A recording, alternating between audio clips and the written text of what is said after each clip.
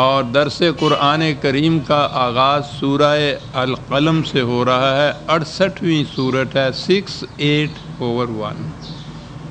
بسم اللہ الرحمن الرحیم۔ سورت کی ابتدائی ہوتی ہے نون والقلم وما یسطرون۔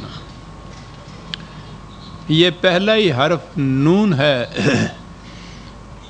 ایک تو جس طرح سے یہ ابجد کے حرف الف بے تے لکھے جاتے ہیں، اسی طرح سے یہ نون بھی ہے، اور نون واو نون، اس سے بھی نون بنتا ہے۔ یہ اس کے متعلق 2-3 توجیحات آئی ہیں۔ قدیم زمانے میں یہ جو ہمارے ہاں الفابیٹ جسے کہا جاتا ہے، ابجد کے حروف الف بے تے، یہ اس شکل میں نہیں ہوتے تھے، تصویروں میں یہ حروف لکھے جاتے تھے۔ تو اس زمانے میں نون جو لکھا جاتا تھا تو وہ کچھ ایسی شکل تھی جیسے ایک پتلی سی مچھلی ہو، لمبی سی۔ تو ایک تو اسے مچھلی کے معنوں میں بھی عربی زبان میں یہ لیا جانے لگا۔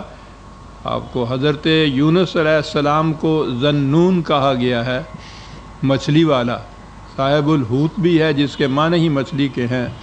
تو گویا ایک تو اس نون کے معنی اس اعتبار سے مچھلی کے لیے جاتے تھے۔ پھر اس کے بعد آگے چل کے انہی نے اس سے معلوم نہیں کس بنا پر اس کے معنی اجمالی علوم کے لیے یعنی تفاصیل جن میں نہ ہوں، علامات یا اشارات کی روح سے خود علم کے معنوں میں بھی ان کو لینے لگ گئے۔ علم کے معنوں میں لیا تو قلم کے ساتھ پھر اسے ملایا تو روشنائی یا انک جسے کہا جاتا ہے وہ معنی ہو گئے۔ دعوات کے معنی بھی اس کے لیے جانے لگے۔ تو قلم کی نسبت سے قلم اور دعوات بھی لیے جانے لگے معنی۔ اس کے بعد غالباً وہی جو پہلی شکل تھی، ذرا سی باریک سی لمبی سی، اس اعتبار سے عربوں کے ہاں نون جو ہے تلوار کے معنوں میں بھی استعمال ہونے لگ گیا۔ اب یہاں میں ایک اصول آپ کو بتا دوں۔ قرآن میں تدبر جسے کہتے ہیں، غور و فکر جسے کہتے ہیں، وہ ایک بڑی بنیادی چیز ہے، اور چونکہ میرا مسلک ہی اس انداز سے قرآن میں تدبر کا ہے، اس لیے بھی اس کی ذرا تفصیل ضروری ہے۔ جیسا کہ آپ نے دیکھ لیا ہوگا مختلف درسوں میں، عربی زبان کے الفاظ میں سے ہر لفظ کے بڑے متعدی معنی ہوتے ہیں، بہت سے معانی ہوتے ہیں اس کے۔ وہ اس طرح مرادفات نہیں ہوتے کہ ایک کی جگہ دوسرا حرف لفظ لے آیا جائے تو بالکل وہی معنی ہوں۔ یہ تو شاعری کے لیے اصل میں فارس والوں نے یہ فارسی میں یہ چیز انداز اختیار کیا تھا کہ شہد بھی ہے اور انگبین بھی ہے، کیونکہ شعر کی نسبت سے مختلف الفاظ چاہیے۔ عربی زبان میں ایک ایک چیز کے لیے سینکڑوں الفاظ آتے ہیں، لیکن ان میں شیڈز جسے کہتے ہیں اتنا فرق ہوتا ہے معنی میں کہ کوئی لفظ بالکل بعین ہی انہی معنوں میں دوسری جگہ استعمال نہیں ہوتا، تو یہ مرادفات کہلاتے ہیں۔ قرآن کریم میں یہ الفاظ آئے ہیں۔ اب دیکھنا یہ ہوگا جو تدبر والا ہے کہ ان معانی میں سے کون سا معنی اس مقام کے اوپر فٹ ان جسے کہتے ہیں مطابقت کھاتا ہے جہاں قرآن نے اسے استعمال کیا ہے۔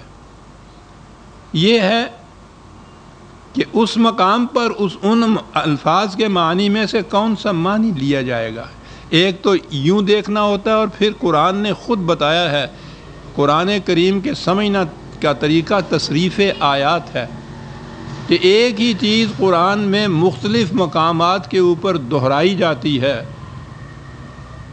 اور یہ اس کا خاص انداز ہے۔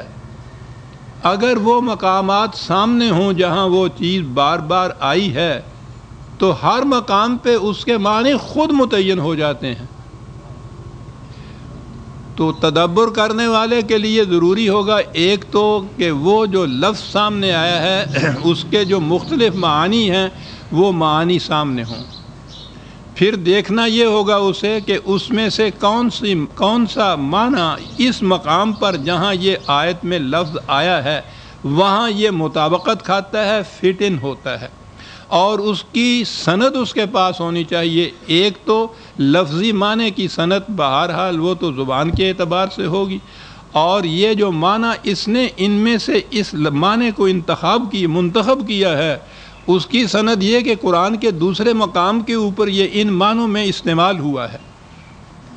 اگر دو سندیں اس کے پاس ہیں، زبان کے اعتبار سے سند کے یہ معنی، یہ اس لفظ کے یہ معنی بھی لغت میں آتے ہیں، اور قرآن کریم کی دوسری آیات سے اس کے معانی جو مرتب یا متعین ہوتے ہیں وہ سامنے ہوں، دو چیزیں اگر اس کے سامنے ہوں تو یہ اس کا تدبر یا اجتہاد قرآن کا کہلائے گا۔ اب یہ ہو سکتا ہے کہ یہ شخص کسی ایک وقت میں اپنے اسی تدبر سے ان معانی میں سے کسی ایک معنی کو لے، انسان ہے اس کی فکر جو ہے بڑھتی رہتی ہے، تدبر کی راہیں نئی نئی کھلتی رہتی ہیں، کسی اور مقام پہ اس نے دیکھا کہ یہ دوسرے معنی جو ہیں وہ زیادہ موزوں نظر آتے ہیں تو وہ اسے اختیار کر سکتا ہے، اسے اختلاف نہیں کہا جائے گا۔ سند اس کے پاس وہ ہونی چاہیے کہ یہ جو معنی وہ لے رہا ہے زبان کے اعتبار سے عربوں کے ہاں مستعمل تھے، قرآن کریم کے دوسرے مقام سے اس کی تائید ہوتی ہے، اور تیسری چیز اور ہوتی ہے قرآن کریم کی ایک من حیث الکل بھی ایک تعلیم ہے، ایک تصور دیتا ہے، وہ اس کے اندر بھی اس کو فٹ ان ہونا چاہیے۔ مثلا وہ علم کی بڑی تعریف کرتا ہے، یہ کلی قرآن کا اصول ہے، کسی جگہ جہالت کی تعریف نہیں کی جائے گی کیونکہ یہ اس کے خلاف چلی جائے گی بات۔ یہ چیزیں سامنے ہوں تو پھر اسے کہتے ہیں تدبر فی القرآن۔ اب یہاں جہاں تک قلم کا تعلق قرآن نے یہاں بتایا ہے اس کے لیے تو ہمارے پاس قرآن کی واضح دلیل موجود ہے۔ الذی علم بالقلم قرآن نے کہا ہے، خدا کی وہ ذات ہے کہ جس نے انسان کو، لفظی معنی تو اس کے آئیں گے کہ قلم کے ذریعے سکھایا، ایک جگہ ہے علمہ البیان کہ اس کو باتیں کرنا سکھایا، یہ تو سکھایا کے معنی یہ ہوتے ہیں کہ اس نے اس میں صلاحیت رکھ دی انسان میں قوت گویائی سے اپنا مفہوم بیان کرنا، اور جہاں کہا کہ قلم کے ذریعے سکھایا تو معنی یہ ہو گئے کہ تحریر کے ذریعے سے اپنا مفہوم بیان کرنا۔ تو قرآن نے دونوں چیزیں کہی ہیں، قلم کے ذریعے تحریری طور پر بھی مفہوم بیان کرنا اور قوت گویائی سے بول کر بھی مفہوم بیان کرنا۔ تو قرآن سے سند مل گئی ہمیں کہ قلم جو یہاں ہے تو یہ تحریر کے ذریعے سے جو بات کی جائے گی یہ اس کے لیے آیا ہے، علم کے لیے بھی یہ آیا ہے۔ تو وما یسترون تو صاف نظر آتا ہے کہ تحریر کے معنی میں یہ بات آئی۔ اب اگر نون کے معنی یہاں کوئی روشنائی لیتا ہے، انک اس کے معنی لیتا ہے تو یہ اس اعتبار سے ٹھیک ہوں گے کہ قلم کے ساتھ یہ چیز کہی گئی، لیکن وہ جو دوسرے معنی ان کے ہاں تھے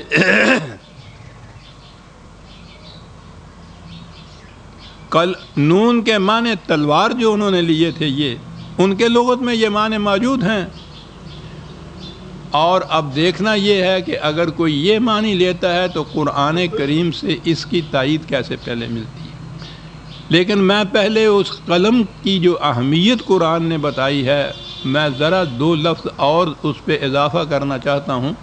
ایک تو عام تحریر بھی ہے، خصوصیت سے وحی کے ساتھ جو قرآن نے یہ کہا کہ انسان کو قلم کے ذریعے، تحریر کے ذریعے بھی یہ علم کی دنیا میں سندات، تائیدات مقرر کرنے کی صلاحیت دی، وہی جو تھی اسے تو نہ قوت گویائی کہا جا سکتا ہے نہ تحریر کہا جا سکتا ہے، وہ تو ایک خصوصی چیز تھی جو انبیاء کے ساتھ ہی تھی، کیونکہ قرآن نے کہا ہے کہ جبریل نے اسے قلب نبوی پر نازل کیا۔ تو جو چیز قلب پر نازل کی جاتی ہے